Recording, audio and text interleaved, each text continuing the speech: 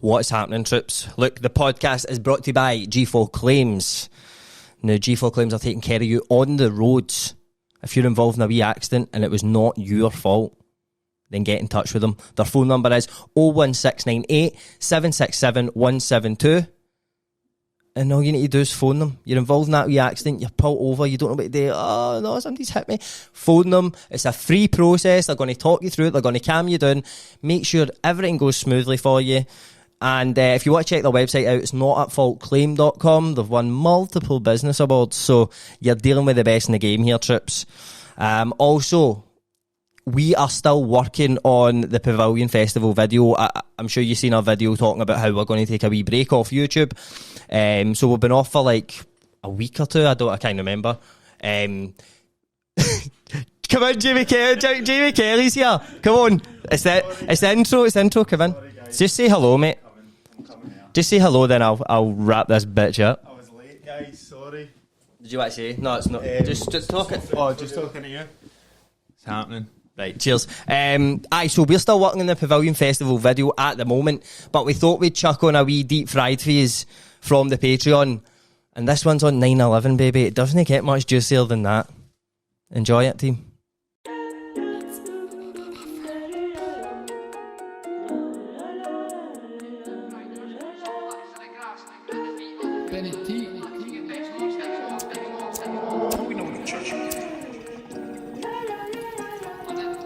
Day-to-day the shit change, but you know for the most part nothing indifferent. Sometimes be stuck in my ways, weekend fucked up in somebody's kitchen, sticking my hand down, chilling with the trips and my few cans down, so I walk like Winston. Trust me, I wake up hanging, you think that I'm leaving this bed, you're kidding. I'm sitting on back in the pad, get deep fried and I smoke some packs of the grass. Put the feet up, kick back and relaxing your best, know I'm sitting on Reilly's Gaff. Patreon, what's happening, troops? Hi. We're back. Back again. Deep Fried's back. It is, mate. We've not done one in a while. And we've not done a be a director in a while, mate. We've got the young Junior Mulvey Thank you. coming in, selecting the £30 be a director tier. Thank you so much. We've had how many have we done of them? Like 6 or something? Aye, a good few. This is like, I think he's picked like the daddy of all conspiracy theories. Do you know what I mean? Well, no, I was actually arguing about this, right, with somebody. With him? With Jamie? Aye, it was with About what the top dog is with conspiracy because when Junior picked this, we were like, troops, it's 9/11. Oh, we didn't even say, but it's 9/11. Junior wanted us to have a look into, and we were. First of all, I'll go through what I was arguing with Jamie, right? No arguing. Well, when he caught an argument. It was a first round knockout by myself, mate. It was so he was saying, that's like the conspiracy theory, like that's this like the daddy of them all, and I was saying, no, it was actual JFK, and Jamie was like, no, so it's. Jamie asked me on the last when you were off with your when your dick flew off. Mm-hmm. Me and Jamie were in, and he posited this to me. He said, "What do you think's the biggest one?" And I said probably JFK. But no, here's the actual. This is the first round knockout. The term conspiracy theory comes for JFK. But Jamie says I don't think that invalidates my argument. But he said it comes for the moon landings, which is true because it's moonspiracy. That's a thing. I don't think I said that. I did. Oh, right. Yeah, but you said JFK. I said the moon landing is. Did JFK not get shot before that? When was it? Was it no 67? Aye, well that was 69, so probably the moon lands were 69. Aye, so the space. So race the term conspiracy theory was fucking bandied about for a 2-year period. Mate, I feel like it's been hijacked by the QAnon cunts and that. But I know. Like, but do you know what I don't get, right? Like, I don't understand this. So see, I think like in the UK, right? See if you believe in like sort of the elites are all paedophiles and all this shit, right? I feel like that's a kind of mere left-wing view here, because like it's more like the elites are planning against us, and it's a bit of a kind of like aye. But over there, if you believe like that shit, you're a mad right-wing nutter. Mate, that's what there's been a big switch with like the left and right, like because it used to be like now liberal thought and like left-leaning thought is like the mainstream now. but back in the day, the right was the mainstream. So like, I don't know. I think it has took a big swing, so that might be part of that. I was thinking about that the other day because I was listening to fucking Russell Brand on Joe Rogan. I was listening to that one the other day, and they were kind of talking about it. And I feel like I view that as like a right wing thing. See if somebody's a QAnon like COVID conspiracist or that kind of stuff, I would think, oh, it's a mad right wing nut job. But why do you, why do you think that? But because I feel like people only think that because obviously it's the day with Trump, right? It's and all how Trump. he is like COVID, like China, all that shit. But like, if you believe in like anything else, like QAnon's a massive thing. Like, it's not just that. It's like pure how all the fucking elites saw drink young people's blood, adrenochrome and all that, right? Which used to be like, oh, don't trust the bankers because this exactly. and that, So I feel like, so I don't understand why over there it's like you're lumped in with like a right wing view just because you believe in that shit. It's weird to me. I think it's just because mad like figures that are in the public eye that are right wing and have been right wing have adopted that. So it's just like you just think of like Alex Jones or like. But I seen a video of Tucker Carlson talking the other day and it was heavy. Like he was talking about socialism and that. Aye, mate, this is what it's so weird, mate. It's so grey there because like, it's a weird time. I don't for think that there shit. is such a thing as like left and right. And I mean, No. like I seen something the other day that was like talking about, I forget who it is, but it's just a CNN news anchor, and it said far right person, this like news anchor, and I was like, he's not far right, he just like wears a suit and like believes that like loves Jesus and that, like that's no far right. It's tattoos in your face, But there's big full, boots and see in that. America there's like full like, so you obviously you've got like CNN, well, no, CNBC well or you've got CNN and then you've got CNBC and then there's hundreds of them, but like they're all one or the other leaning, whereas here like it's not really like that as much, but it is actually coming to think of, but like for the actual news on the TV, Mate, one's one or the other, and everything, all the news they portray is like sort of in one direction. But like, mate, it all comes for like in America anyway. It all comes for like adverts. So like, see big companies and that, they'll be like they want to be associated with networks that say certain things. They don't want so like Pfizer and that. Like all the news is sponsored by like Pfizer and that. So it's like it's pure. I just feel like they've got a mad. They've not got an agenda. They're like mad, like hitmen for hire. They're just like, well, who's getting most money? Right, we'll say that. Then. You know what I mean? Like, I think like left and right's not a thing anymore. It's like quite 60s to me now.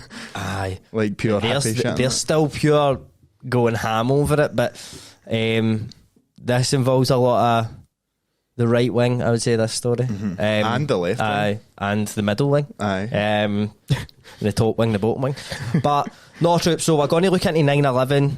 Thanks again to Junior. Hope we do it justice. We were kind of like, everybody always said to us, "Are you going to do 9/11? Like you need to do 9/11." And the reason, like, I think we never done it was one because obviously it's so many people have probably went over it that it's like, what the fuck are we going to add to it? Do you know what I mean? I don't think we can bring a mad unique like things.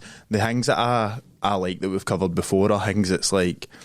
Some people might know about them a wee bit, but when you start reading into it, it's like, oh, right. Like you've heard it, but you don't know the story sort of thing. But this has been like memed and shit, so we just thought. But see, to be fair, when I was like researching it, I was like, it is interesting as fuck. You know what I mean? But so I mean, it is the daddy of all conspiracies. So, and it's pretty grim as well. It's like one of the ones. It's like alien abductions, Big Barney Hill getting fucking prodded up his arse and that. There's humour in that. Oh, there's humour in that, but.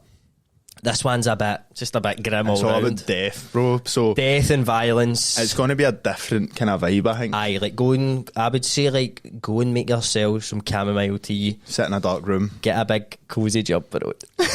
And just... relax. Put a candle in and absorb this.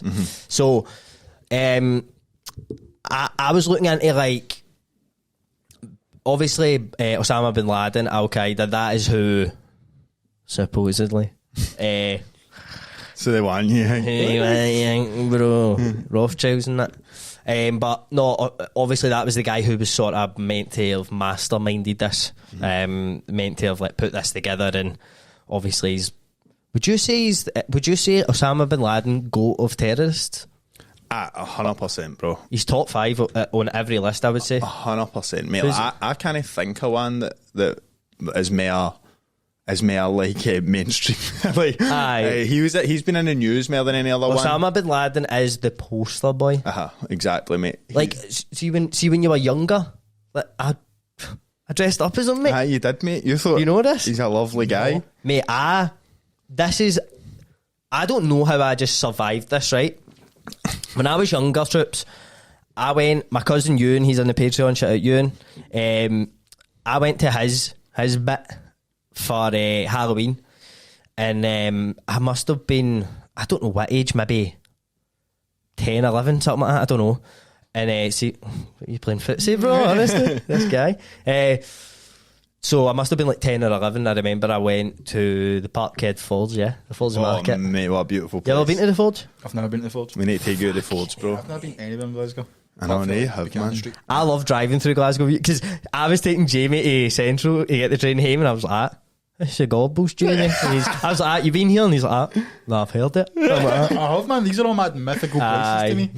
But the closest city to you is obviously Kilmarnock. Mate, when he told me that, I could not stop laughing, man, honestly. But so I was at the Forge getting there's a wee stall at the Forge that sells Halloween costumes, and they're always just the maddest things ever. So I remember seeing the Bin Laden full face mask, like pull your head, fuck the beard, everything, mate, right? I'm like, oh, I'm into that, right? So I got that, and then I got a mad white robe.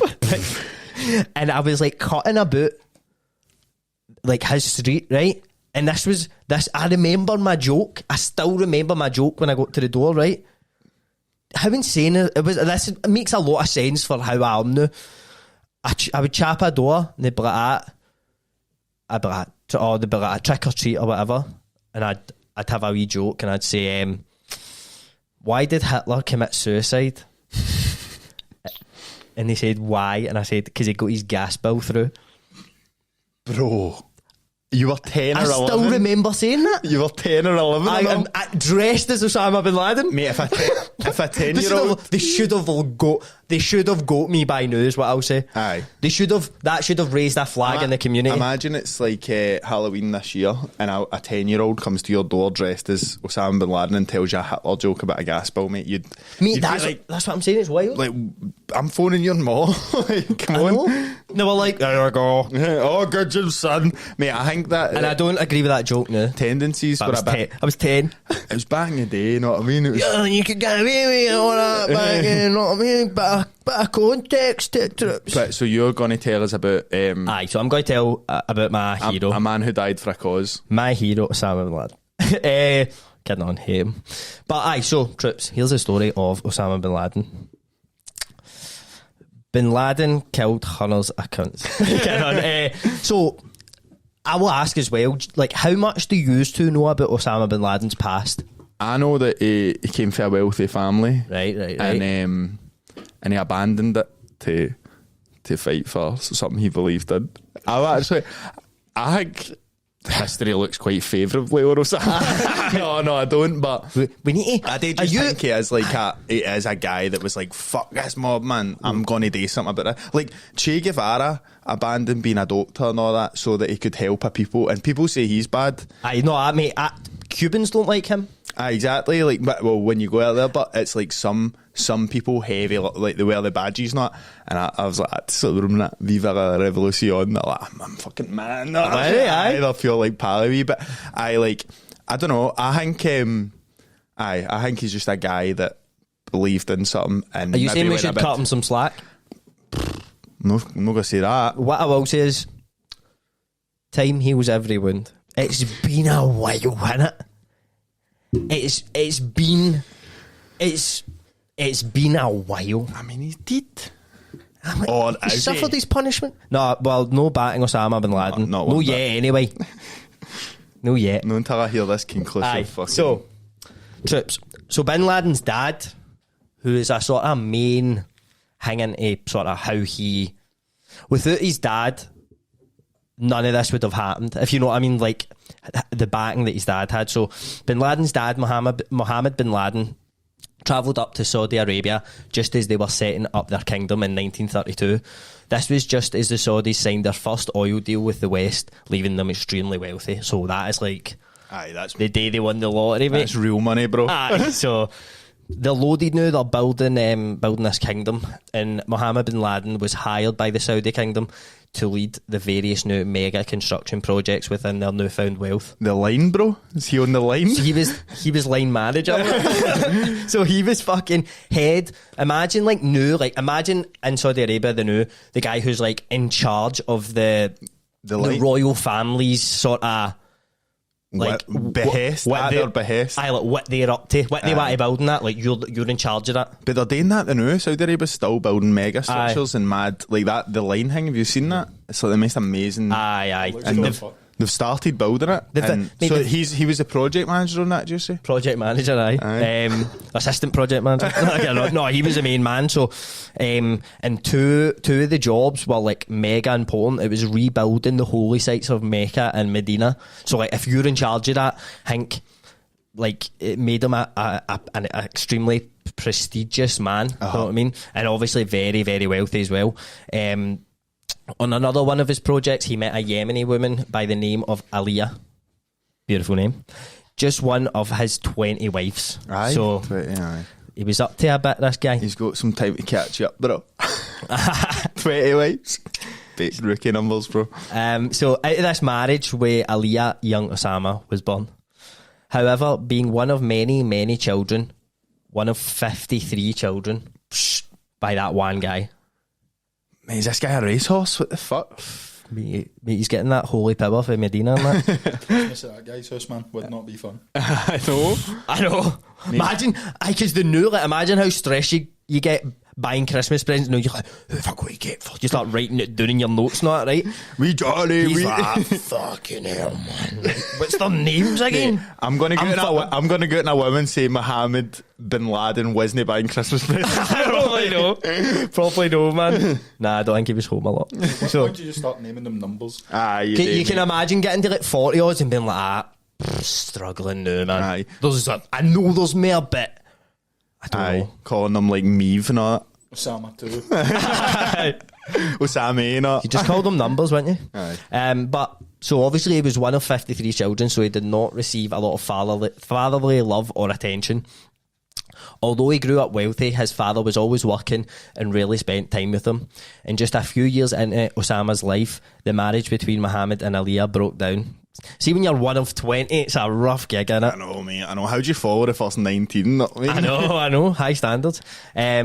So his father died when he was just 11 years old, crashing when trying to land on a remote airstrip near one of his projects. Osama began to become even more introverted and more serious than he had previously been. Was he a bundle of lash before that? No, that's what I'm saying. Like, he was already quite a shy young man, and this just made him even shyer. I think that's a bit of foreshadowing there. He died in a plane crash. That's what I was thinking, bro. Becomes a theme in the young man's life. Full circle with Osama. The new podcast. This one's for you, da. Sorry. This one's for you, da. So, at just 11 years old, he memorised the whole Quran. And I don't know if you've seen the Quran. There's a couple of pages. There is a few, mate. Aye. And he took on a heavily religious mindset. But when he was 14, he travelled with some of his siblings to England, where he apparently took a liking to Arsenal Football Club. Shut up, bro. Osama is a gunner. There's more foreshadowing, bro. He's a gunner. Tour of the stadium and that. Actual just met Martinelli. I can't believe it. Hashtag Al Qaeda. So in England, he continued to explore his religion and delve deeper, beginning to have disdain for anyone who did not follow the Quran intensely. So now we're getting to he's getting a bit. Because he went with his brothers, and his brothers went there, and they're obviously all rich as fuck, right? Like mega rich. Aye, like beyond like Saudis. Fucking... Because I think I think a lot of people assume he's fair. Where would you think he was for Afghanistan? I thought he was for Iraq, mate. Nah. Aye, along the same line. Aye, something so nice. He's Saudi, but half Saudi, half Yemeni, I think. Yemeni, For Yemen. Because I was like Yemenis, and then that doesn't sound right. Yemen is like close to where the mad like cave was, not I think. Aye. Like it's close to Afghanistan. Pardon me. So obviously when he moved there, his brothers and that were just living mad normal lives, but like they were like rich in like London, doing whatever they wanted, and he didn't want to do it, and Getting booths and that. Aye, mate, fucking printworks and that. But so a couple of years after he's in England, in 1979, the Soviet Union invaded Afghanistan in support of the Afghan communist government in its conflict with the anti-communist Muslim guerrillas during the Afghan war. This infuriated bin Laden, and he soon began to fund the Arabs who were fighting against the Soviets, known as the Jihads. So this is when you're starting to hear the wee words giving it into the Jihad. So he's using money, the guy's taking money out of his own pocket to fund a small militia against the Soviets. But he's got big pockets. He does, mate, he does. He's got very big pockets. So obviously big mad trousers on. he's a fucking like extreme Muslim, like, so obviously he's going to want to go and box or defend them at least, do you know what I mean? So after a few years, bin Laden could not contain himself anymore and became involved directly in the conflict. So this is him, because at first, like, all he was doing was he was just a money man, do you know what I mean? Because obviously he's fucking loaded, so he's like, I'll buy his weapons, I'll do this, I'll do that, but he made a promise to his ma saying, like, I'm not going to actually get involved in the actual conflict, like go on the front lines basically, like, I'm just going to fund it. But obviously years go by and he's like, I need to get right in about it. So this was an extremely dangerous move, and the Soviets had already killed over 1 million Afghans out of a population of 16 million. That's fucking think mental, how many bro. people that is dying out of that. Mate, a million. Mate, that's a fifth of our population, isn't it? In the context, 5 million. In the context of war, that must be very high, like percentage wise, and one people being killed. They must be, mate. They were winning, mate. So he set up base in a mountain range called Zhaji nearby a Soviet base and began to excavate tunnels to build weapons and strategy rooms. So he actually set up base near one of their bases. Which is quite a mad tactic. Mate, he's got it up there, bro. But he's clicked on, he knows what he's doing. But the Soviets clicked on and began bombing the mountains, leading to a 3-week frontline conflict, which bin Laden was at the forefront of. After 3 weeks, the Arabs withdrew and a larger Afghan army took over and seized victory over the Soviets, winning the Battle of Zhaji. Good for them. So bin Laden and his team are now lauded as... Oh, sorry, that's his team. Right, hold on. So bin Laden is now lauded as a war hero for his part in the battle, and following on from his exploits in Zhaji, he set up a new organisation called the Base, or in Arabic, Al-Qaeda. So he's obviously went and got a taste of war and like fighting for like what he believes in and that, and it's a mad... And like, see at this point, bro, like it's against the odds, man. Like he's the underdog, you know. And see my tendencies. See, like the way I think, I always go for like I love underdogs and that. Like, see the oppressed, I'm always on their side no matter what, mate. So when I'm hearing this, I'm like, this guy's class, man. So would you say officially you, Jamie Kelly, are Team Osama at this time? At this time, 110, mate, right behind him. He's a guy, he cared about something, he went and he fucking won it against the fucking odds. Do you know what I've noticed as well, looking into this, right? No, I'm not defending Osama bin Laden, as we have many times up to this point. But you start going, I kind of get it. Aye, mate, he's a religious man. You understand why it led to that, whereas like I feel like the media, I mean, obviously 9/11, terrible, right? Not a good... Is that your official statement? Reilly's Gaff official opinion on 9/11. It was terrible, right? But the media just put a picture of him up and go, evil, this is evil. He, like, as if the whole thing was like unprovoked almost. Aye. As if there's no reason he done this other than to just be evil. Aye, you know what I mean? Mate, it's the same. I know I'm going right off topic, but it's the same with like ISIS and that. Like, aye. The new, it's like fucking Obama ordered like what 250 drone strikes in Syria and killed hundreds of innocent people and that, and you're like, see if that was happening here, I'd fucking, do you know what I mean? See if you're grown up, like, see they cunts are they're fucking evil, and they've just killed 1 million out of 16 millionaires. Like, what are we going to do about it? You'd be fucking I'd be raging. It sort of reminds me of the skit. Have you seen the Mitchell and Webb look sketch, like, are we the bad guys now? Aye, are we it's the like, baddies? it's like the Nazis, and they're like, why do we have skulls on our logo? And it's all that shit. It's like obviously the baddies. But I mean, it's always there's two sides to every story. Which you don't get told about, bro. No, but you actually don't get told their side of it. You just go, oh, he's evil, man. Aye. Which was obviously behind my thinking when I was 10. See, be fair, I'm sure if like if you're in Yemen when you're like 8, you don't get taught about the American side or the West side. And that's why history is written by the victors, bro. That's it, mate. That's it. So he starts Al Qaeda, begins to recruit members, and he wants to take it like all over Asia, like going tour, basically, right? He wants to go on tour with Al Qaeda, right? So he's trying to recruit everybody from everywhere. But in 1990, Saddam Hussein, the leader of Iraq, invades Kuwait with the fourth biggest military in Asia at the time.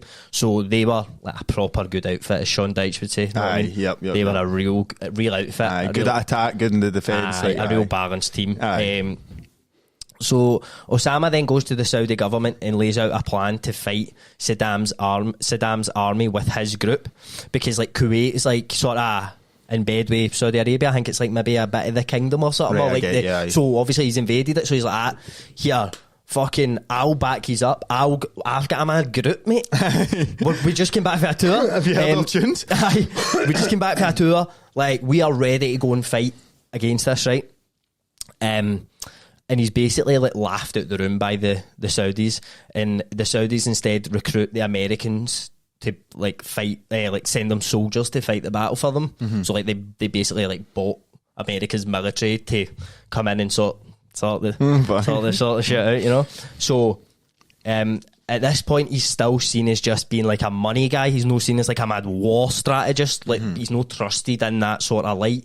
He's just like, oh, you're loaded. Like, you can fund armies, but you can't lead one. Yeah, he's just got money. He's just got his dad's money. Daddy's money out here. Mate, his dad said it was a power of prop, man. So he's basically laughed out the room, and he's now outraged, especially with the introduction of US soldiers. He feels he's not been taken seriously and feels totally undermined by the decisions of the hierarchy in Saudi Arabia and Afghanistan. In 1991, a member of Al Qaeda poses to bin Laden that they assassinate the Afghan king who's visiting Rome, to like send a sort of like, we are actual about this, you know what I mean? Like, we can get shit done. Because like Afghanistan and Saudi Arabia obviously had like good relations. Bin Laden approves the hit, and the hitman heads to Rome posing as a journalist. The attempted hit is a failure, and the knife that would be used to stab the king deflects off a packet of snout in his pocket, leaving him injured but not dead. The Saudi government then make the decision to exile bin Laden, seeing him as too much of a liability. Because he's just causing shit, and they're like, you're actual jailbait, mate. you're going to get us into some shit, like, and you've got to think about this for like his point of view. Like, he was basically kind of a part of their royal family, and they've actually told him, you need to get out of here and you're not allowed back. So think about who his dad is there, and that it's like, he's a mad big deal there. Do you know if his dad was still alive at that point? No, he's dead. His dad died when he was 11, so he's not got his back. What snout is it? Is it club or something? Big it was the mad cigarillos. Aye, and so it was in a man metal tin or something. It deflected off that, and he didn't die. Embarrassing, bro. I know. And then the hitman like got jailed till like 10 years, which I thought was like a bit light. You know what I mean? The king. Imagine you try to kill like King Charles. You'd be. I was about to say Boris Johnson or something. King Boris, man. We actually have royal family here. I imagine that you wouldn't get anyone on the other cunt. Nah, I've tried. But you fuck. But Gina Bennett Your face. Gina Bennett for Coat Bridge at this time was obviously getting really worried, sitting in the house and that, smoking a power of green. Man, Gina, right? No, so Gina Bennett is a US intelligence officer, and she was one of a few people who started beginning to voice concern over bin Laden and the after effects of the war between the Soviets and Afghanistan. Many of the men sent to war in Afghanistan from neighbouring countries had returned home and remained mentally in a state of war. They were extremely violent men who were joining extremist groups, which were beginning to grow rapidly. But her concerns fell on deaf ears by her peers, claiming she was making a mountain out of a molehill. Oh my God, bro. Oh, shut up, you're para, man. Imagine doing that for ages and then getting up and just being like, right, you'll see. When it happens, just like, I mean, I'm not happy about it, but I did tell you. Well, don't say I didn't want yet. So, I mean, that's crazy, man. Like, because she was monitoring this situation as in, like, these groups are forming, right? They're all growing in size. They're all plotting attacks everywhere, right? They're all very angry. And they're all raging. And she's like, how is this going to naturally stop without intervention for somebody? Do you know what I mean? Like, they're just going to keep growing, and something bad's going to happen at the end of this. You know what I mean? So, because they're, I forget what you call it when a group is like expansionists or something. So it's like they keep going. Do you know what I mean? It's kind of like the Scientologists or something. Do you know what I mean?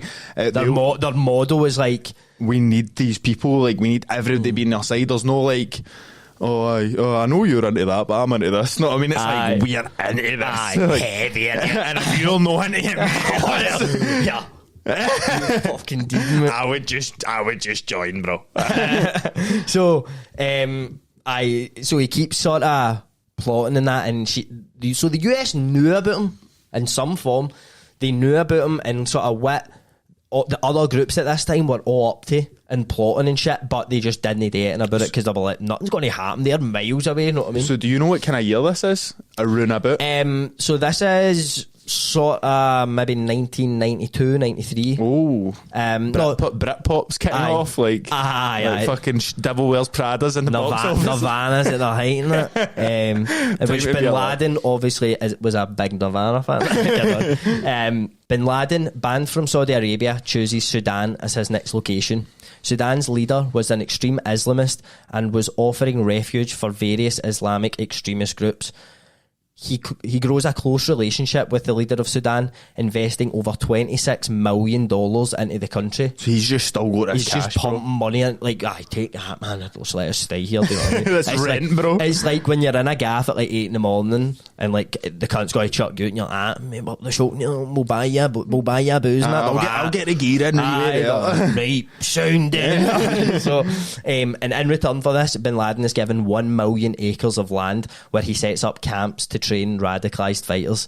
So I thought this was heavy interesting because I think you always think like, how does this shit all just start? Know what I mean? Aye. How do they get all these facilities to like train and the weapons and? Aye. But then I always thought Osama bin Laden was just like, in like 1998, he was like, I've had enough of this, and he just went, and that was it. The start, mate. I didn't know this was this, but I'm not like. It's similar to when we do serial killers or cult leaders and stuff, and it's like you can pure see the mad path of that's what I'm saying. You can actually see it, and this next bit, this just sums it up perfectly.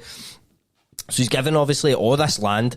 In the next few years, Bin Laden continues to grow Al Qaeda, but in 1996 things start to go downhill. The leader of Sudan, Hassan al-Turabi, makes the decision to banish Bin Laden from the country. So he's fucking getting papped to another country here, right? He spent the 26 million. And like, this is a thing, obviously, because he was investing so much money, he grew a mad close relationship with that leader. Like, Bin Laden looked at, so like, now how you would think, but Bin Laden probably sees himself as like, I'm the leader of the Muslims and I'll sort everything out. He looked at Al-Turabi like that. Like, that was the guy for him. He's like, this is the leader of the Muslims. This guy's going to sort the world out for us. Like, that was, and he was like a father figure, see, because obviously he was investing so much money. The relationship they had was mad, do you know what I mean? So the man who became a father figure to Bin Laden had begun to feel too much political pressure as Bin Laden's activities became known to the West. Several attacks had been linked to him, including the 1993 World Trade Center bombing, which I didn't really know about this, that there was a like attack. I didn't know that. So there was like a bombing at the bottom floor or something, like they planted bombs in cars. Right? And it was like, so there had been a bombing there before 9/11. So it's a practice run up. So they got a warm up, know what I mean? But he had been linked to that, and then there was another thing about how there was like a US military plane had been shot down gone air Somalia, and he was the one that like trained them. So everything, there was like all sorts been linked to him. And then the leader of Sudan thinking we're fucked if we don't get this. The US tell Al Tarabi if they don't exile bin Laden, they'll put Sudan on the international sponsors of terror list, which next to the sex offenders list is probably one of the worst lists you can be on. One of the worst lists, bro. 100%. You don't want to be on that list. Next to like smelliest breath list, Schindler's List. Oh no, wait, that was like a good list, wasn't it? That was a good list. That turned out well. What they have next? Schindler's Part 2. So obviously he's like, fuck that. Like he's trying to get wealth in to grow Sudan as a country. Do you know what I mean? He's obviously like, that fucks you up. Like obviously nobody's going to go there. Do you know what I mean? Nobody's going to have deals with them, like trade deals and that. So it's like they'd be fucked. They would starve and all that. Like it's not as if they can like. It's a mad, fruitful place. It can go live off themselves as well. He had to do it, near enough. He had no sort of option. So Bin Laden is now beginning to reach breaking point. The US had now twice been chosen over him by two countries that he adored.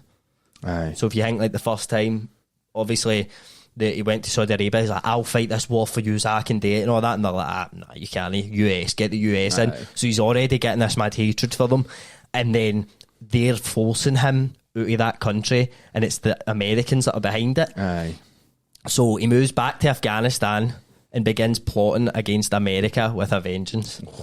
Bro, this is like late 90s, and then I'm sure we know what happened after that. I wonder what happened after that. I know. So years go by, and he's in Afghanistan, he's grown Al Qaeda, he's plotting, how the fuck can I get these bastards back? These cunts have made a cunt of me too many times. I need to do something about this. And he did do something about it. I thought it was like, see the way it's painted in Western media and all, it's all a bit like they just hate the way of life. The way of life. But it sounds like it was other things and all. It was like it was personal. They flung the first punch and stuff.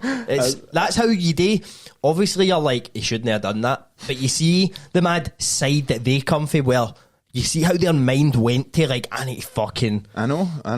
But it's fucking... He maybe took it a bit far. Aye, he took it a wee bit too far, but... And the same thing, right? So I was in a shop the other day, I told you about this, right? I was in a shop the other day, Jamie, right? And I got talking to the guy that owned the shop, right? And he was like Indian off of Pakistan or Afghanistan or something, right? And I didn't ask, is what I'm saying, but visibly was, right?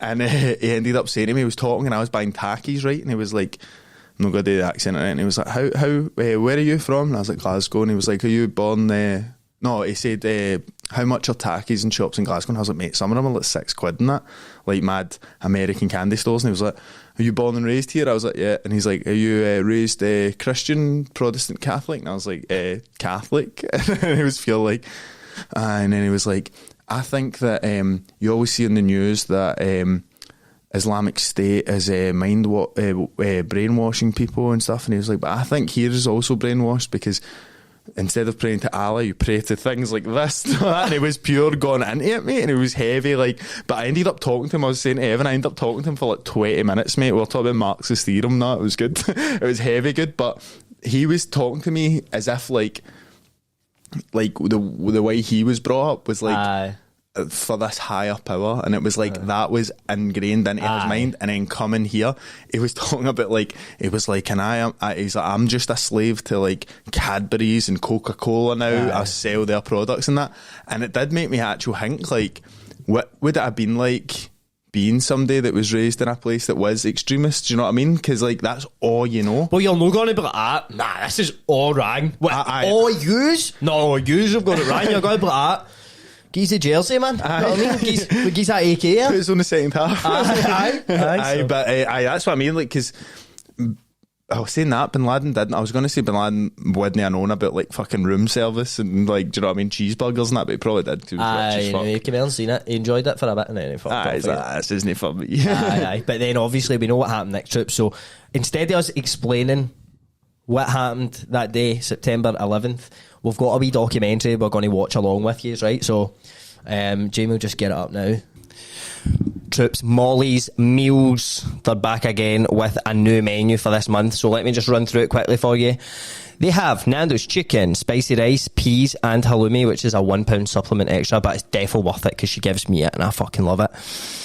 The naked burger, potatoes and veg, chicken fried rice with a side of curry sauce, chicken and chorizo jambalaya, which is the fucking best one ever, sweet chili prawns, rice and veg, red pesto, halloumi pasta, and that's vegetarian.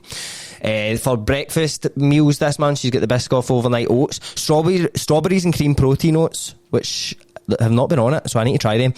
Ham and cheese egg McMuffins. No, sorry, that's copyright, and we can't say that. Just muffins, healthy fry up, and then she's got all the main meals that are read out in high protein. So if you don't know about Molly's Meals, I'll tell you about it briefly.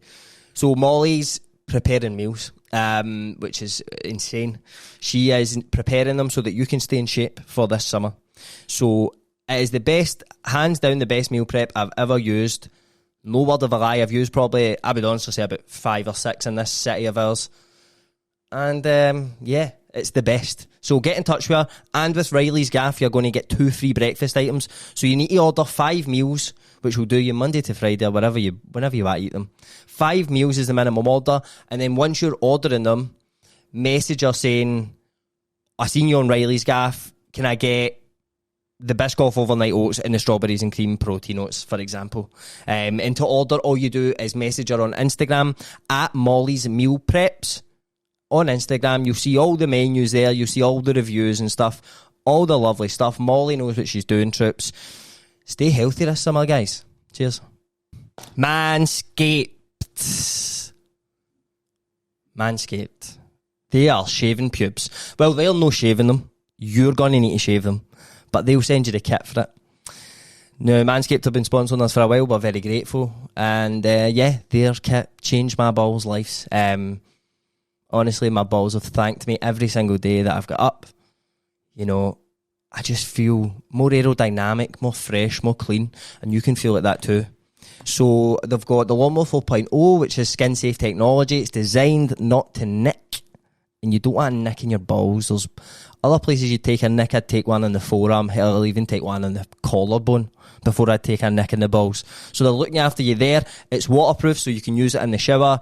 It's got a wee light on it. Fantastic. If you order the package, then you're going to get that. You're going to get a nose and ear trimmer, the weed whacker.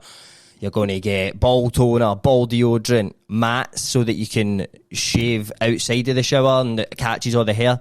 Troops, it's fantastic. They're going to throw a travel bag in as well. And much, much more. So, if you want to be fresh this summer, pube free, www.manscaped.com/Reilly's Gaff and get 20% off and free worldwide shipping. So if you're listening to this anywhere in the globe, you're going to get free shipping. So go get that deal, troops. That's 20% off. Code Reilly's Gaff. Cheers.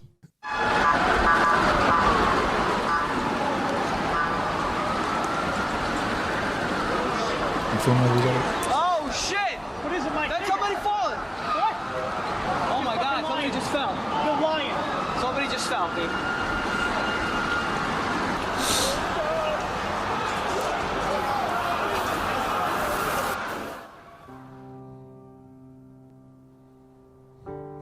Keep subtitles on. Aye. I like subtitles. I'm just thinking On a perfect, almost achingly beautiful late summer morning in early September 2001. A day of seemingly infinite visibility, one man later said.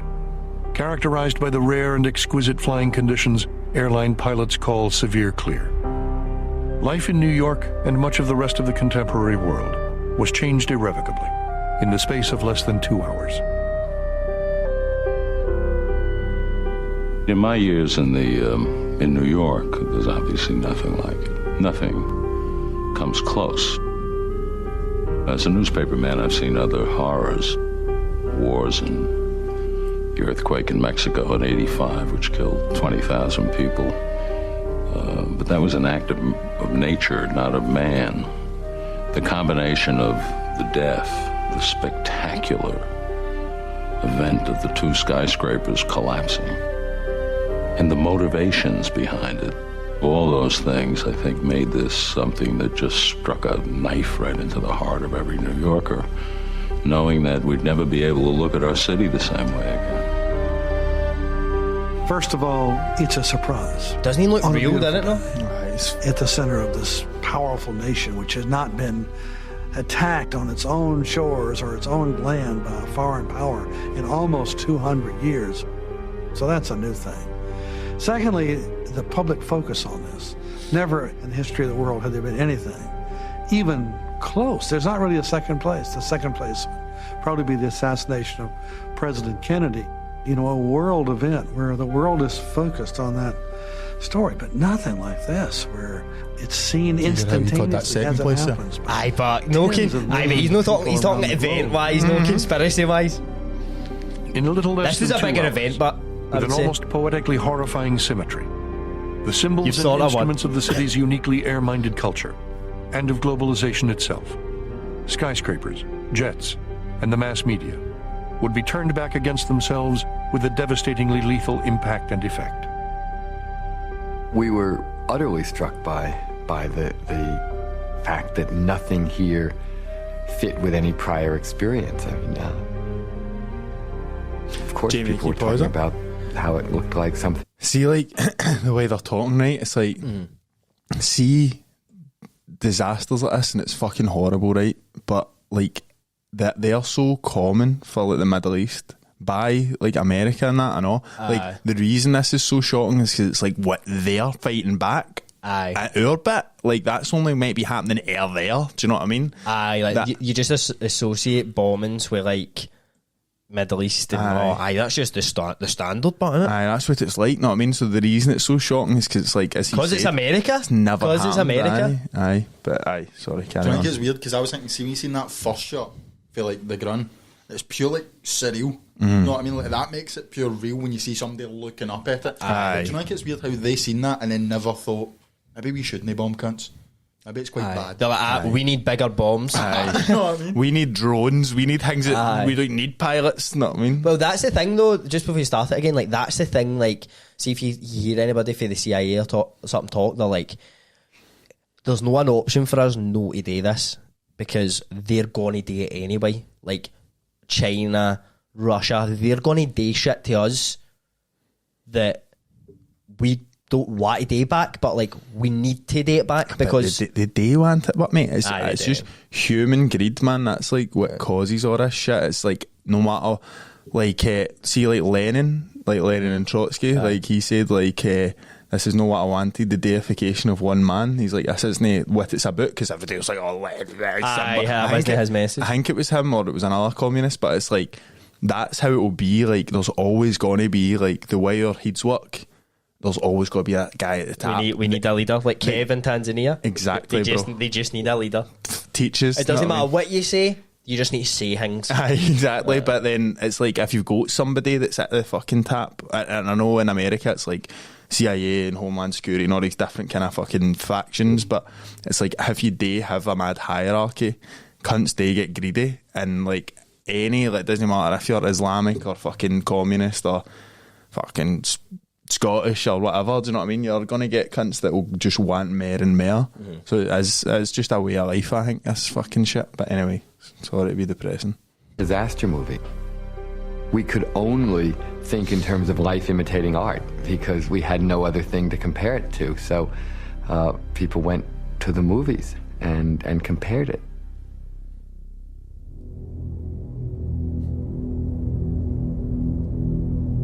Around 8:45 a.m. on the morning of September 11th, 2001, It's a lovely bridge. people along the west side of Manhattan heard the piercing whine of a jet plane moving south down the Hudson. Everything about its trajectory was wrong. Heading south along an airway normally reserved for northbound traffic, it was moving much too fast and much too close to the ground, nearly 500 miles per hour at an altitude of just 900 feet, more than twice the speed permitted for aircraft that low. It took less than 90 seconds for American Airlines Flight 11 to hurtle the entire length of Manhattan Island. It's crazy, isn't it? A little after 8:46 a.m., the huge 137-ton Boeing 767, measuring more than half a football field in length from wingtip to wingtip, and carrying more than 9,000 gallons of highly inflammable jet fuel, flashed across the final 20 blocks from Canal Street to the World Trade Center, and tore through the north wall of the North Tower between the 94th and 98th floors.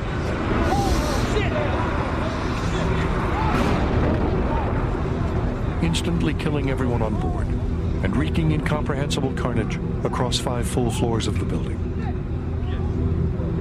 Witnesses on the upper floors of the South Tower were stunned to see a wall of flame burst through the south windows of Tower 1, 130 feet away, followed by a shower of disintegrating desks, files, furniture, computer terminals, airplane parts, and burning bodies. If you were just below where the plane hit, your ceilings fell, you saw the glint of the plane going overhead, there's an overwhelming feeling of terror, and you were probably knocked off your feet. And of course, if you were in the zone itself, you may have died instantly, but even very close, and this is very tragic, very close to the regions of impact, there were people who lived for long minutes as they sought refuge from, the building flames, the tremendous heat. A couple of them even were able to phone. And then often in that region, their lives never existed in fire, or it was a projection. They chose to a hologram. The tower. That airplane straddled several floors, and it delivered a hell of a punch. The building swayed. We know that when that punch was delivered, the swaying took the form of waves that ran vertically up and down the building multiple times, sort of echoing up and down the building. And really the incredible thing is, considering the speed with which those airplanes were flying, enormous weight, enormous speed. Rather than decapitating the buildings or pushing them over, the buildings absorbed the impact entirely. They took the hit and they stood. I was heading for the Holland Tunnel, which has a 4-block concourse, if you want to call it, leading to the toll booth. And as I turned into the first of those 4 blocks and I looked up, I said, oh my God, there was a hole in tower number 1. And my first thought was, it can't be a helicopter, the hole's too big. And the second was, my God, it can't be a commercial plane because they're instructed to fly into the river if they have problems. I knew that. By 8:55, an army of firemen, police officers, emergency medical personnel, and government officials, including the mayor himself, had begun to descend on Giuliani? along with an army Looks of like him. I don't think it is. photographers, Aye, is it? That is him? What the fuck? as the machinery of the largest media apparatus in the world began to focus on the 16-acre site. At 9:02 a.m., little more than 15 minutes after the attack, millions of people in the metropolitan It's just region stunning watching, and tens man. of millions Mad, more isn't it? across the country and around the world were staring intently at the smoldering skyline of lower Manhattan when a dark shape appeared on the horizon above the New Jersey lowlands and came hurtling across the upper bay. I got out of my car. Other people did. And suddenly I saw plane number 2 coming from the south over the Statue of Liberty, going very fast. They say between 500 and 600 miles an hour.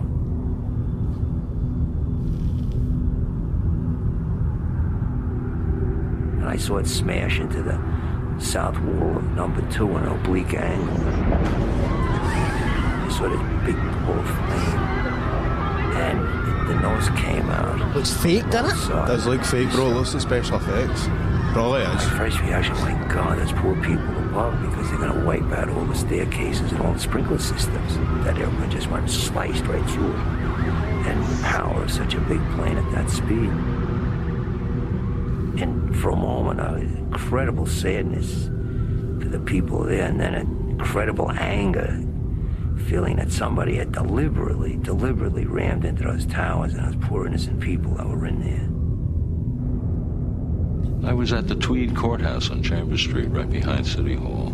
I grabbed a notebook and ran to the street in time to see the second one hit. I knew right away, obviously, it was terrorism. This amazing fireball that came roaring towards Broadway. And people on the street corner just going, oh, shit. Oh, shit. Oh, shit. That expression must have been uttered like 10 million times that day. Just astonishment at what they were looking at. We know that when the airplanes hit, there was an instantaneous release of energy in the form of fuel vaporized that caught on fire. There was fire instantaneously across multiple floors. That fire, which was a kerosene fire, jet fuel fire, burned very hot, but it also burned very fast. We're talking 3 to 5 minutes. But what it did is it ignited a simultaneous office fire, in both cases, across multiple floors. An office fire the like of which had not been imagined before. In all cases, an office fire is many things burning, partitions, carpets in particular, computer cases, but paper, mostly paper. And if you look at the dynamics of the collapse, what you find is that in both cases, it was the paper fire that was sustained long enough because of the amount of paper in there to cause the steel to weaken. Fucking see it all. Collapse, you see all the down in both cases. I mean, paper on that day was a constant presence. It rained down on the city as if in mockery. Because if you think this is kind of everything would have been printed, you'd have been loving it, mate. I know, print the shit out, bro. Get a laptop today, man. Take me back. The second plane had struck the South Tower at 9:02:54 a.m., just 16 minutes after the first plane went in. By then, the first teams of firemen and rescue workers had already arrived at the foot of the North Tower, where they were greeted by a scene of horror and devastation that defied the imagination. If you picked up a bit of that paper, you could sell it now. On the Austin Tobin Plaza, somebody would buy it. there were corpses everywhere. People buy like soaps that have been spunked in, mate. You're not, somebody's going to buy that. Fallen from the upper floors of the building, and the charred remains of passengers from Flight 11, some still belted into their seats. Far above, meanwhile, in the upper reaches of the towers themselves, the gaping black holes where the planes had gone in marked a stark dividing line between life and death. In the North Tower, the plane struck at the center, and it also struck much higher up. And because it struck at the center, the fuel immediately went down the shafts and created a much broader fire. The flames were much more intense. The number of floors that were available to move up and down were many fewer. So what happened was people were breaking windows in the North Tower, desperate to get air, and there was no place to go because there were no stairwells that were open up and down. People were stacked 4 or 5 on top of each other at the broken windows, desperate to breathe. And other people were hanging on to each other across the steel columns from window to window, hanging out of the windows, desperate to breathe, and just, grasping each other to keep hold of the building. That would have been terrifying. So terrifying, bro. You've no options. One of the most horrific scenes in the history of the nation took place 1,000 feet above Lower Manhattan. And it took the lives of people who were staring down at safety, at the most populous city in the nation, civilization at its peak. But they didn't have anywhere to get there. And there's really few words to describe how terrible that must have been.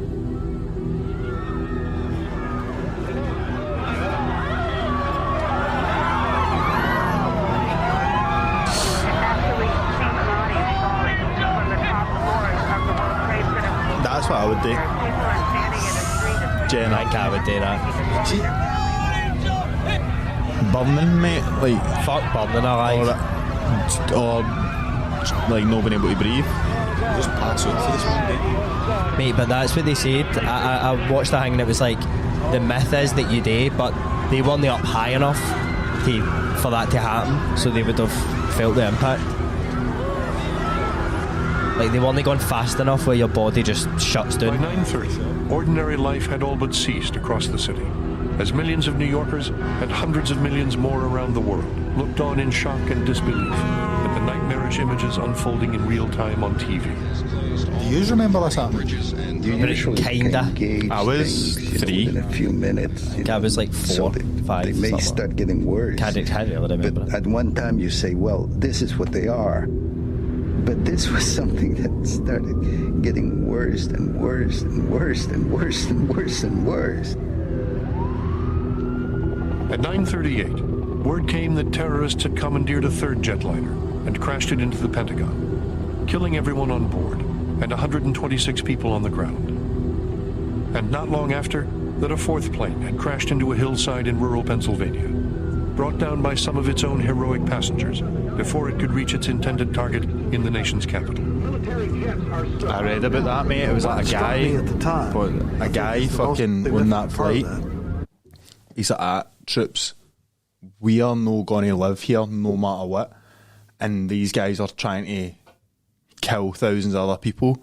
So we are going to need to all fucking rise up and fucking take control of it. For America, basically. And just like turned it into like overpowered them all, and fucking just turned it into a mad hill. So then he kill more people. Instead of going to the capital, it's like a mad patriotic act. Know what I mean? Like I thought that was mad. Imagine being like, right, I'm going to die no matter what here. So that takes a mad, crazy mindset to be able to like rationalise things like that. I'm sure the guy that was like initiating it was like a mad. It was something to do, like something that I forget now because it was a wee while ago I read it, but it was like it was like, oh, that's why he had a background in something, military, something like that, mate. Like panic situation. So and he had a steady heat for it. See, talking about that, I don't know if you've gone into your research, but do you know what they had on the planes? Because I don't.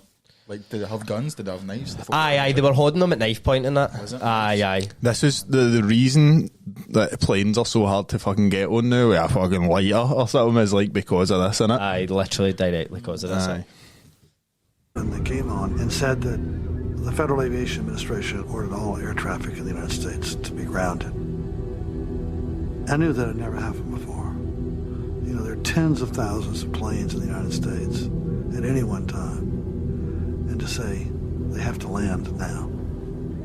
What hit me was that this is really beyond whatever I had thought.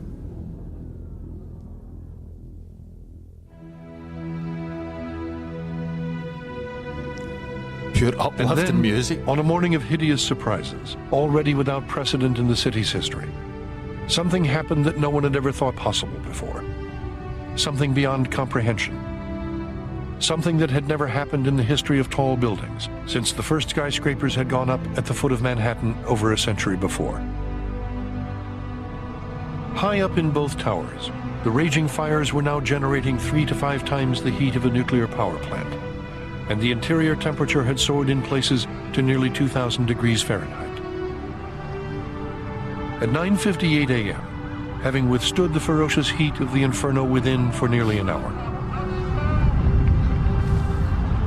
the floor trusses on the 80th floor of the South Tower began to give way. Columns along the east wall began to buckle upwards, and the entire building began to come down.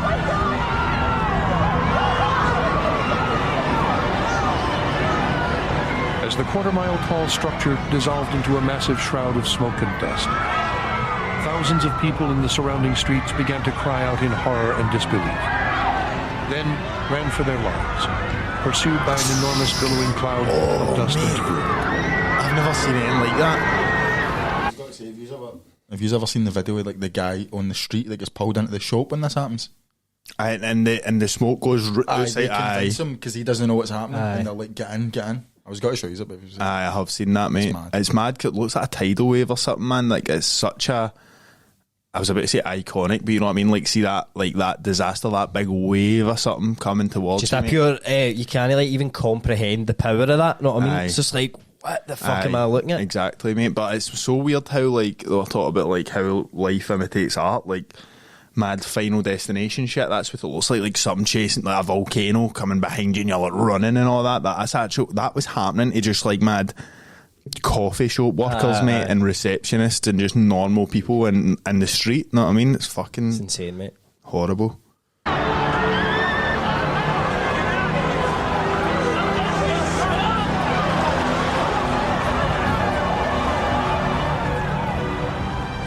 never occurred to me that these two buildings would come down.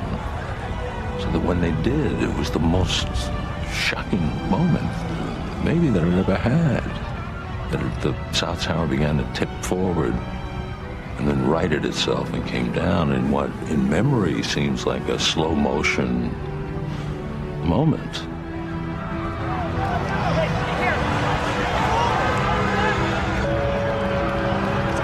It happened in 10 seconds. See, when you see that smoke for the air, it looks like it's gone so slow. But see, when you see it on the ground, mate, it's like the size of it. It's like it's moving slow, but it's so big that it's the land it's taking up in like seconds. Aye, it's all encompassing, man. Aye.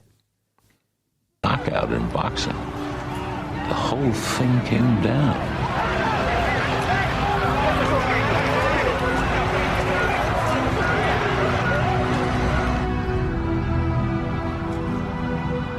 It was just, to me, still, it's a staggering moment in New York, in any history, in world history, for a place that had never had anything like that happen to it ever before. The Empire State Building didn't come down. You couldn't. 93, the 4,000-pound bomb goes off in the basement, doesn't come down. This time it That's the one I was talking about. This time they figured it out. And I thought, mate, do you think Al Qaeda were watching this? Like, it was a mad football game or celebrating and all that. Mate, this is like, and if you think, right, obviously the thinking behind this is the lives that they'll end, right? They're like, that's obviously Al Qaeda's thinking, we want to kill as many people as we can, but it's also like the symbolism of where they attacked. It's like these two big towers in New York, like the World Trade Center, like it's like we've took down your, like, and them trying to fly into the Pentagon and that. It's like the symbolism behind it, like we are taking yous down, because that like embodies America. It's the same way like any mad like loose mad militia. It's like, right, if like you want to, I'm saying this as if it's like a good thing, but they want to make a mad statement. They're like, right, if you're going to keep fucking doing this to us, blah blah, back and forward, and like it's all fought on our shores, it's like we're going to do something to you. Like it's a shocking thing, know what I mean? And that's like how it is. Even as low down on the scale as like protests, it's like protests are meant to be shocking. It's meant to be like riots and that. Oh, what the fuck is going on? It's like attention. It's like it's getting like fucking it's listen. like finally getting like respect and attention. That's what they're after. Aye. At 10:28 a.m., 30 minutes after the South Tower fell, the television antenna atop the North Tower began to give way, followed a fraction of a second later by the upper floors of the building itself, as the entire North Tower now came down too.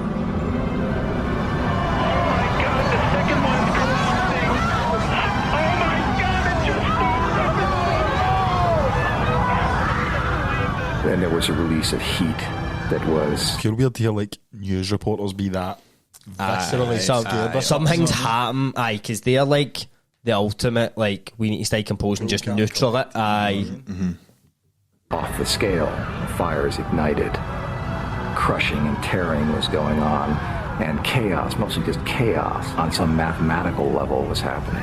You can't even describe it physically because it was too big, too chaotic. It was a cataclysmic release. And it released back into the city in 10 seconds in each case. The surprising thing to me has always been how concentrated it was.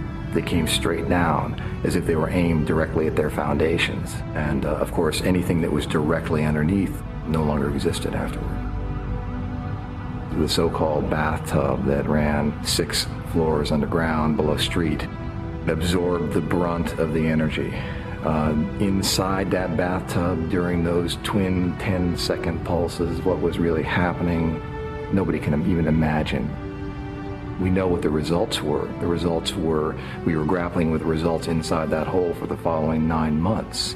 We're, in a sense, probably will be grappling with the results for years to come.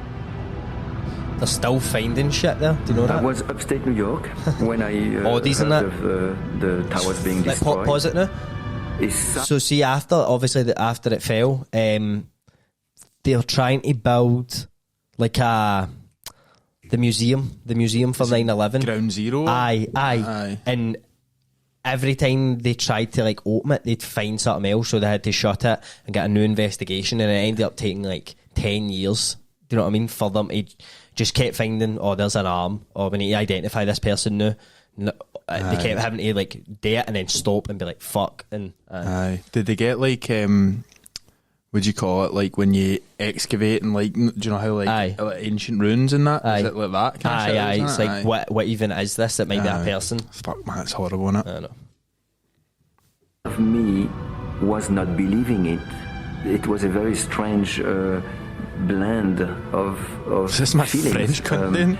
It's always a French guy, man. The sorrow, the horror at witnessing human life being obliterated for no reason like that. This should have and said I felt something beyond words. I felt almost an alive part of me being squeezed to nothing, being extracted, an evisceration almost.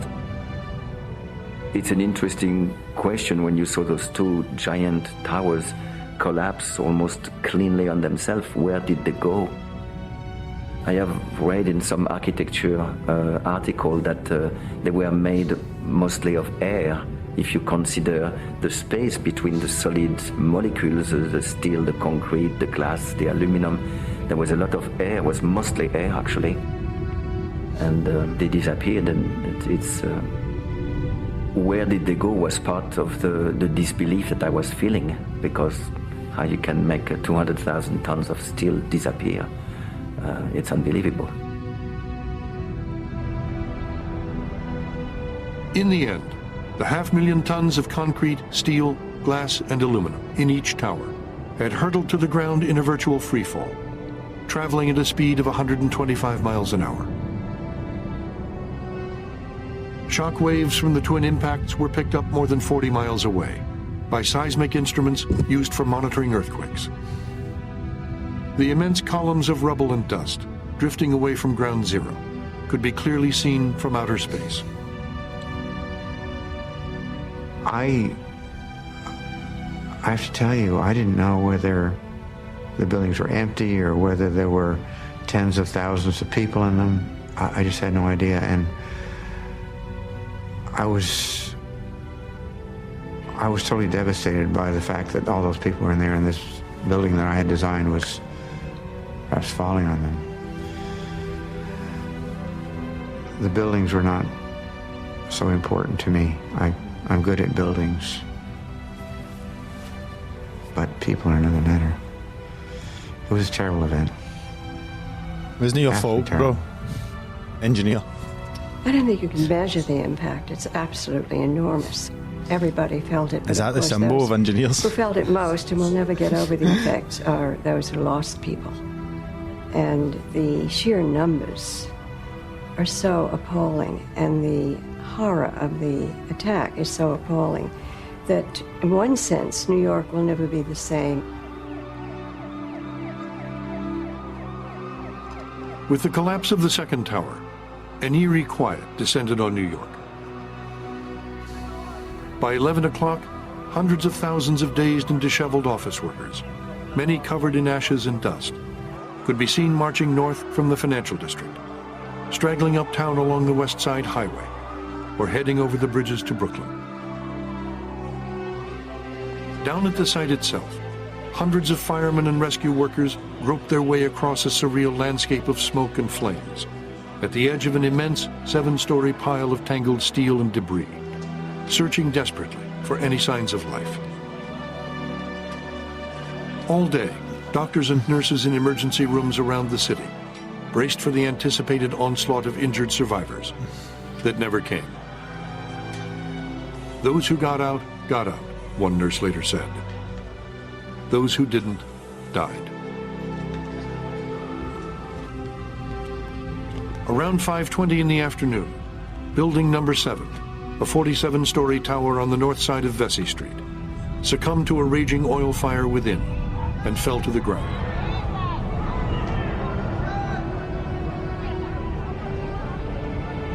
One of the surprising things, you could call it almost a sad poetic justice, is that the only buildings that were completely destroyed by this collapse were the buildings that carried the Trade Center label, buildings 1 through 7.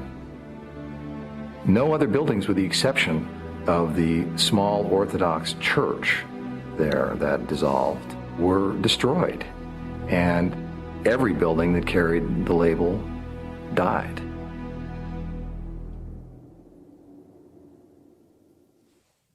Chilling stuff. Mental, innit? Aye, mate. It's fucking. I've never watched anything that long about the practicalities, seeing people running away, seeing the smoke and that, mate. It's fucking horrible. It's insane, mate. But I was kind of wanting to kind of. You're going to call it all bullshit now.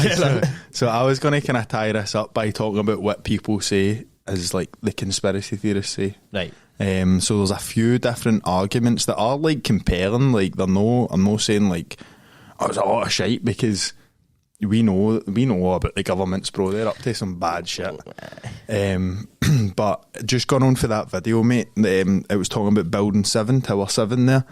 So that collapsed without any impacts at all. So there's been a lot of like conspiracy theorists talking about how that's a controlled explosion, right? Aye, the controlled demolition. I've heard that. Aye. See, before you go in there, what was the official reason for it? Because it wasn't in that at all, was it? I'll go on. Yeah, I'll go on after this. So the mystery surrounding the third tower, known as Building 7, has been central to many conspiracy theories because the skyscraper fell to the ground without being hit by a plane. The 47-storey third tower, located 100 metres away from the World Trade Center, collapsed 7 hours after the Twin Towers. Robert Corot, a leading conspiracy theorist, has dismissed the official findings. So the official findings were that the fire, the heat and the debris had latched onto the building, which, mate, did you see it? I mean, I think that's what before you said like what that was, that's what I assumed happened. Because like buildings were just falling because of the heat, like that was projected after that. Aye, I'm surprised. Like even for the blast of it falling, I thought it would shatter everything. Do you know what I mean? So this guy, this Robert Corot, is a civil engineer professor. Don't say a word, can I? And he's the author of Architects and Engineers for 9/11 Truth. He claimed that the destruction of the tower was caused by a controlled demolition. Theories have also been sceptical about the occupants of the building. On the second floor was a home. The full second floor was home to the Secret Service. Like, so nobody could like go on that floor. That was like, that's their bit. So they could have done anything in there, obviously. Aye. Mr. Crow said, "I just couldn't understand how those buildings collapsed. It didn't make sense. Indeed, neither before nor since 9/11 have fires caused the total collapse of a steel-framed high-rise, nor has any other natural event except for the 1985 Mexico City earthquake. Otherwise, the only phenomenon capable of collapsing such buildings completely has been by way of procedure known as controlled demolition, whereby explosives or other devices are used to bring down a structure intentionally." So we know how that goes, mate. You ever see the fucking Red Road Flats, bro? Did you know about Red Road Flats demolition, right? I stayed, at the time I stayed literally a 2-minute walk for Red Road Flats, right? And they fucked it up. Do you remember this? Aye. They were like one, I don't know if it was one or I want to come back next week. Aye, mate. I think so. Red Road Flats was like 6 flats in a row, a big long one, then hundreds of kind of high-rise flats, and they were all sitting like halfway fucking like demolished, sitting like leaning Tower of Pisa, and for genuinely it felt like years. I thought it was years. It was at least like 6 months or something. They were sat with like a big machine just pitting away at wee bits of it to try and get it done. So that's what a controlled demolition can end up being like, right? But other theories are that the fires would not have been strong enough to burn through steel structures. Sorry, so that's him adding that. He added, the fires were on the upper floors. There's little chance that the heat would have spread down to cause the steel columns on the connected floor beams to sufficiently weaken and collapse the Twin Towers. So he's even saying that the full thing was controlled. Aye. So I just don't know how you can even say that. I know, mate. I know, and that's the fucking the main thing. That's the main thing they all say, that there was bombs like planted all around the place. But if you think about a plane shattering through every bit of structure, so how a building like the Twin Towers is built, right, Trips, is like it's a skeletal frame building. So that's the same as like, see if you go into a garage, you won't see a pillar anywhere because all its structure is in its sides. Aye. And so they use things called H-beams, which are, it's like the strongest shapes are triangles and H's, right? Because it's like just the way that they are. So it would have been built with a truss as triangles. So that's why they always talk about, they're like, couldn't have melted the trusses. They're strong as fuck. But if a plane's gone through it and then you've got like 10 floors above it, just with all that heat, like... And fires, like, feed on themselves, if you know what I mean. Like, they don't just go, no, I'm roasting the new. You know what I mean? It's like, there's more paper, there's a fucking wooden chair. It just adds. They're very Moorish, bro, aren't they, fires? Aye, so he's saying that they were supposed to be fire retardantly insulated and stuff, but in the they said something else. In the 2008 National Institute of Standards and Technology, an official report concluded that the fire was the explanation for the collapse. So that's the thing, right? But there was a couple of students, they were students at the time, Dr. Leroy Husley and Zila Kwan. They sound like they sell fucking acid or something, they do. So they were in the University of Alaska and they did a 4-year extremely extensive study using computer models, and they said that the fire didn't collapse it either. But in the report they said the principal conclusion of our study is that fire did not collapse World Trade Center 7 on 9/11, contrary to the conclusions of NIST. Private engineering firms studied the collapse and said the secondary conclusion of our study is the collapse of World Trade Center 7 was a global failure involving the near simultaneous failure of every column in the building. So that's what I was meaning. They didn't have columns in the middle of the building. It wasn't actually, it was just empty floors and the sides were all, but if you've went right through it and you've got that heat, obviously that's going to bring it down. And as we're talking about heat, you know the mad classic bit of parters like jet fuel can't melt steel beams. That's like what, there's memes about that and all that. Mind that was a mad thing a few years ago. Mate, I remember my pal Joe used to say it to me all the time and I had no idea what he was talking Joe about. That was meant to be the jet fuel can't melt steel beams. It was just like, that's just like fucking, I just remember that so much as being just a normal part of everyday life.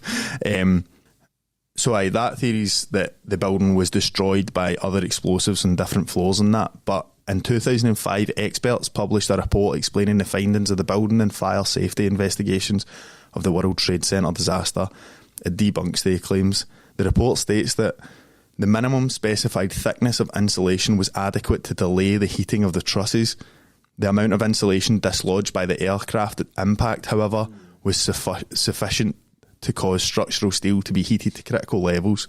So it's like, it's fucking... So like if a natural fire took place there, like just an office fire, there's no way they would have melted that. But it's like the additions of like this happened and this and this and this all coming together to make it. And I don't know if this was like planned with Mad Osama. I don't know if he was like, I know. He might have done. His dad was a mad project manager. You know what I mean? He might have knew, like, if we go right through that thing, it's fucking collapsing. The report goes on to explain that bare structural steel components, when exposed to a large and sustained fire, can heat rapidly to the point their ability to support their load is compromised, right? So jet fuel can melt steel beams, right? So I only know this in Fahrenheit, but steel beams melt at 2,000 degrees Fahrenheit and jet fuel burns at 1,500 degrees Fahrenheit. I don't know what that is in Celsius, but see when steel beams are like, see if you had a steel beam that was like an inch thick and you heated it up to like 1,000 Fahrenheit less than its melting point, you could do that with it. Like you could physically do that. So imagine what like the thousands of tons above that thing can do to the H beams if they're fucking roasting hot. So if they're heating them to nearly the point, they're getting close to it. It's nothing to do with melting. You've seen there in the disasters, it's like there's still big beams sitting hanging out, but they're just roasting that makes them malleable. And then all the weight on top of it just crumbles sort of. Exactly. So that one has been Debunked. Thank you. But this is quite an interesting thing, mate, that I didn't know about, and you told me about, that there was on the morning of September 11, 2001, within minutes of the attack in the World Trade Center and the Pentagon, the CIA had been running a pre-planned simulation to explore the emergency response issues that would be created if a plane were to strike a building in New York. That is the weirdest one. How? Mate, so... The same day? Mate, it was genuinely minutes before it. They were doing a mock terrorist attack to see how they would respond to these buildings. So the Bush administration described this event as a bizarre coincidence. The matter wasn't mentioned by the media. The CIA-sponsored simulation consisted in a scheduled exercise held on the morning of September 11th, where a small corporate jet crashed into one of the 4 towers at the agency's headquarters after experiencing mechanical failure. The news concerning the 9/11 aircraft crashing simulation was hushed up. It was not made public at the time and revealed almost a year later in the form of an innocuous announcement by Homeland Security.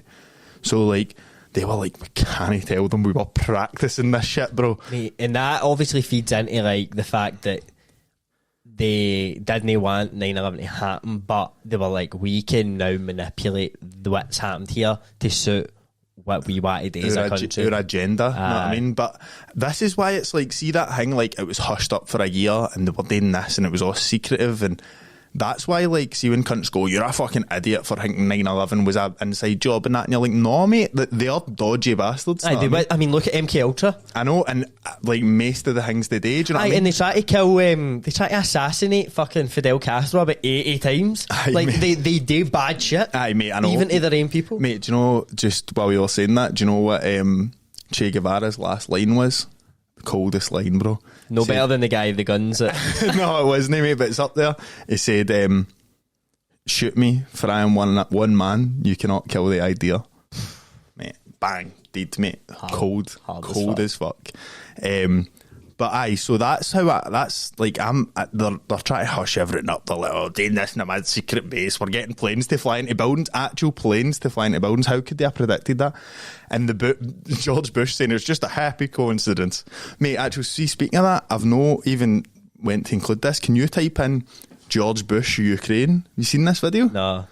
Do you know what a Freudian slip is? Aye. So, guest list with top performing content. Is that recent? Aye, this was fucking last year or something, maybe not even that. Contrast. Russian elections are rigged. Political opponents are imprisoned or otherwise eliminated from participating in the electoral process. The result is an absence of checks and balances in Russia and the decision of one man to launch a wholly unjustified and brutal invasion of of Ukraine. Bro, like, I've never seen that. Mate, everybody laughs and he goes, oh, I'm 75 years old. You gotta let me away with that. What the fucked up thing about him is, where do you think he's from? Don't know. Where would you think he was from? Just listen to that. Tennessee or something, Texas. The south. Connecticut. Where's that? Like, I think it's like Midwest. It's like near. So I think it's like New Jersey and like he's been nowhere near the south. But his whole family took on the persona of like the right wing Republican, blah blah blah, to like win elections. Mate, there's some mad conspiracy theories about their family, bro. Like that's a rabbit hole. That's a whole other episode. Junior Mulvey. Geezer off it. I'm kidding. We've all done that, but mate, that's fucking insane. But mate, another thing that I had no idea about. This is what I mean about like when I started researching this, I was like, right, I know about that, but then I was so much. I was finding shit that I was like, what? So, do you know that 2 of the pilots on the planes were trained at the same time in 2001 at a fucking pilot school in Florida? Aye, I knew that. Mate, I don't know if you're going on to it. Another mad thing is the nationalities of the pilots. You know about this? No. Every single pilot apart from one was for Saudi Arabia. So all them had to die. The country that's exiled Bin Laden. Oh my! They were all Saudi. Think about how many different nationalities there would be in that Al Qaeda group. People from Afghanistan, whatever. He was like, send all the Saudis.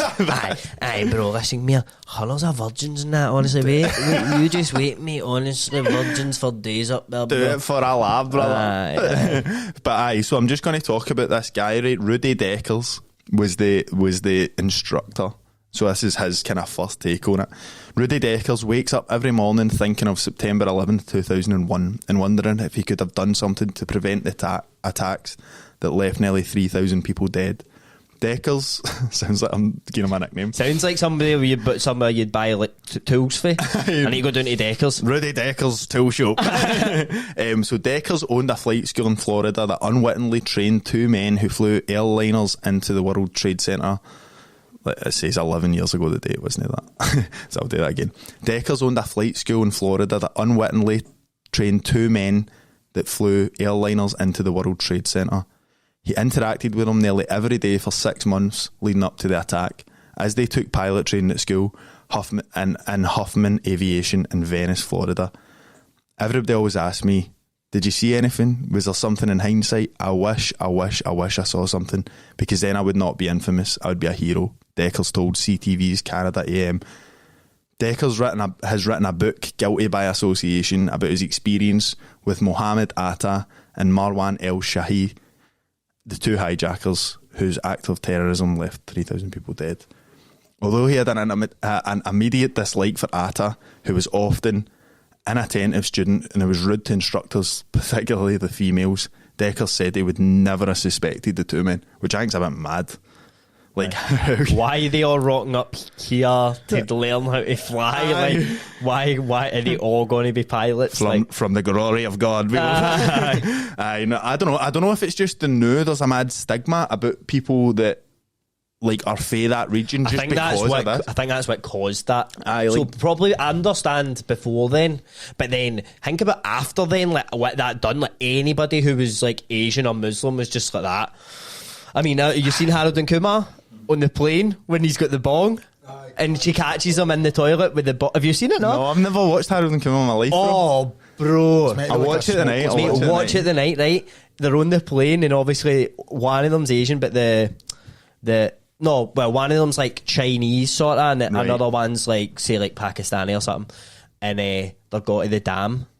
And on the plane, he rigs this bot. He's like a mad student. He's a medical student, but he's pure into like engineering, like mad cool shit. And he makes a smokeless bong, right? So he's like, or a pipe or something. And in the toilet, he does it, and then a bit of smoke gets out or something.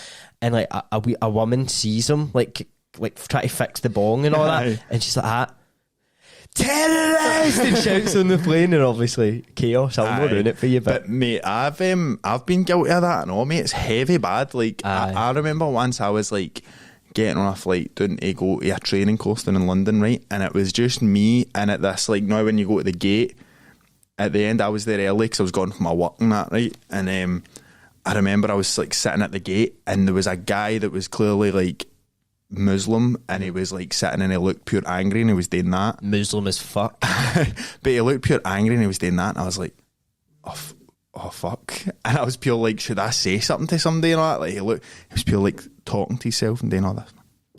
I was like, that scared me, because it was just us and this mad like bit before you get on the plane. I was pure like just looking and going like that, and looking like that, and I was like, should I say it? And all that, and then I just seen like his daughter coming out the toilet with his mat with her mouth up, and it was just a wee family. It was all stressed out about going to London, mate, and I was like, I'm a bad guy. Aye, but it makes you feel racist, but it's no really. It's more today. It's different if you're still like any Asian person, you say, fucking terror, like that's racist, right? But like immediately after that, obviously the news and that this is when we were really young, right? This happened. We were like toddlers basically when this happened, all of us. So you, as a toddler, you're sinking in this information of like, if you see somebody dressed like this and they look serious and they're harmful, do you know what I mean? And it's like you just grow up with that image in your head, and that's what I'm talking about people that are radicalised. It's like so like we fair were dues. like we were almost radicalised to believe that they're all terrorists. Aye, we were. We genuinely were. But mate, I've got one more thing, right, that I've, after researching this and being like, what the fuck, I've found out it was for a website called, I forget what it was called, but it's a mad fake news site for like conspiracy theorists and that. So it's been discredited widely by the family and shit. But do you want to hear about it? Aye, go for it. Want to spread misinformation? Aye. Me when I'm about to spread misinformation. So this is a deathbed confession by a CIA agent, right? So 79-year-old retired CIA agent Malcolm Howard has made a series of astonishing claims since being released from hospital in New Jersey on Friday, and he has weeks to live. So this was back at this a few years ago. Mr. Howard claimed he was involved in the controlled demolition of World Trade Center 7, the third building that was destroyed in 9/11. Mr. Howard, who worked for the CIA for 36 years as an operative, claimed he was tapped by a senior CIA agent to work in the project due to his engineering background and early career in the demolition business. So he was an engineer that had done so demos. He knew about that. Aye, so he was trained as a civil engineer and he became an explosives expert after being headhunted by the CIA in the 80s. Mr. Howard says he has extensive experience of planting explosives in items as small as cigarette lighters and as large as 80-floor buildings. The 79-year-old New Jersey native said that he worked with the CIA operation they dubbed the New Century between 1997 and 2001. During the time, he said the CIA was still taking orders from the top and you should follow the money trail to see where it leads. Mr. Howard said that he was part of a cell of 4 operatives tasked with ensuring the demolition was successful. So after hearing about this, I went and listened to podcasts and that, and people were saying, like, this guy was saying, like, he didn't know what he was doing because the CIA as a organisation is compartmentalised. Aye, so they know, that's what Bob Lazar says. Like, mate, that's what I heard him talking about as well. It's like you never know. You get told, like, do this to this thing, and you're not told why you're doing it or what the bigger thing it's going into is for. I'm just like, come on, obviously you'd be like, right, if I'm planning demolition, you need to figure out how to take down the World Trade Center, mate. I didn't actually know, mate. It's tomorrow, mate, right? I knew I could do it, but I didn't know. I thought I got clean everything. I thought I'll put up the Harris fencing later. But, mate, aye, so that's been heavy, like his family, like that. Didn't he say that? Think he probably had dementia or something, maybe? Maybe, mate, because like, apparently he was saying wild shit. Aye, like, mate, when you've got dementia, like, you're like, fucking, what have you done with my boy? And all that, like, mad shit. Mate, have you ever spoke to somebody with dementia? Aye. It's fucking horrible. That's the worst thing ever, bro. It's scary, actually, because you witness somebody who has no grasp on reality. Do you know what I mean? Like, or they die for a second and then it's gone and you're like, whoa. Mate, the only person I've ever spoke, this is a mad tangent, well, I've wrapped up, but that's us concluded 9/11 extensively. But I spoke to my neighbour that lived across the road from me where I grew up in Springburn, right? He was this wee old guy, Billy, and he pure, like, taught me how to play football and all that. He was a pure great guy. I used to get into his house with, like, my sister and, like, him and Billy and Mary, they're called, and his wife, and he was dead fit and all that. He used to always have, like, he used to lift weights till he was like 70 and that, right? But I seen him, like, last year for the first time in, like, 10 years. And I went, oh, Billy, mate, what's happening? And I walked up to him and he done that. And he started, like, running away from me. And I was like, no. And then Mary came up for a new corner and she was like, you're all right, calm down. Spoke to him for a minute and came up and she was like, hi, Jamie, it's so nice to see you. I'm sorry, but you can't talk to him now and all that. And I was actually like, what the fuck? And I went back to my man. I was like, have you seen Billy in that? And she was like, I seen him a couple of years ago. He's really, really not well. But I had never, like, nobody in my family. You're like, Billy's been a mad prick, man. I just walked up to him with a cosh. See that dafty Billy? You'll have a word with him about it. Ow, prick. No, mate, it is scary. Especially, it's weird for you because you obviously didn't know. Aye, I had no clue. It's different getting into a conversation with somebody with dementia and you know they've got dementia. You had, like, that weird, you're like, I'm alright, it's alright. Mate, I must have looked insane, I know. I must have looked like mental, but you're chasing it all. No, we done it, Troops. Junior Mulvey, God bless you, son. We hope you done you proud, man. We hope you done you proud. And if you want us to cover a topic, if there's something JFK or something, or just more contemporary things, like mad new things that are like that you've seen and you're just like, this is mad. Even mad singular cases, scientific discoveries, paradoxes, mad anything. Theories, philosophical theories and shit. Even a philosophical question. Even just like talk about George Square. I think I say Geordie Shore there. Geordie Shore, mate. Imagine we get a me on Patreon. Alright, why don't you talk about the history of Geordie Shore? That would probably be quite interesting. I'd quite enjoy that. We'll do it. Yeah, look, that's the thing about us troops. We'll do anything. Yeah. Here, you want something done? We'll do anything for 30 quid. We'll do it. I'm going to change the tier to say just anything. Anything, mate. Turn up your house. Fuck you dry. 30 quid. Easy. 30 quid a month. Easy. Right, troops. Hope you enjoyed that. See you next time. Love yous. Love yous.